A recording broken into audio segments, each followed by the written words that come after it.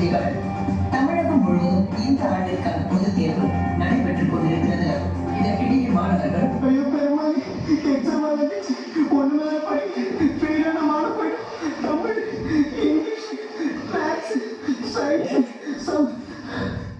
என்னாச்சு? ஒண்ணுமே படிக்கிறப்பா. திடீர்னு பப்ளிக் எக்ஸாம் பண்றாங்க. சரி படிக்கலன்னு புக்கை தொட்டா பெரிய பெரிய பேராகிராஃப். பேராகிராஃப்லாம் படிக்க தெரியாதுப்பா. வருஷம் ஃபுல்லா அப்புறம் படிச்சுக்கலாம் ஃப்ரீயா விட்டுட்டேன். இப்ப திடீர்னு எக்ஸாம் வந்துருச்சு. 135 மார்க் எடுத்தாதான் பாஸ்ன்றான். அவ்வளவு மார்க்குக்கு நான் எங்கிட்ட போவேன்? ஐயோ பெருமாளே, எந்த வார்த்தையும் கேட்கவில்லை, எந்த கல்வித்துறை அமைச்சருக்கும் படித்தரவில்லை, எந்த எஜுகேஷன் சிஸ்டமும் எந்த கஷ்டம் புரியல. அப்பா அடிக்க ஐயோ எக்ஸாம் வந்துச்சே.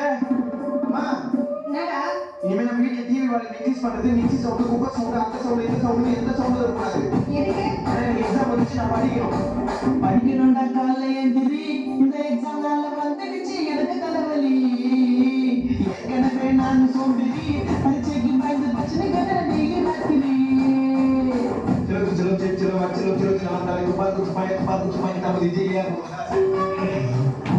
நமக்கு சாம்பனி உனக்கு நத்திருந்தா விட்டு அடிச்சு பாசராவணி. ஃப்ரெண்டு நம்பி எக்ஸாம் போவனி, அவன் காட்ட மாட்டா கடைசியில மெட்டலாவணி. ஃப்ரெண்டு காட்டோட நம்பிக்கை மட்டும் எக்ஸாம் போயிடாதே, ஏமாற்றோம்.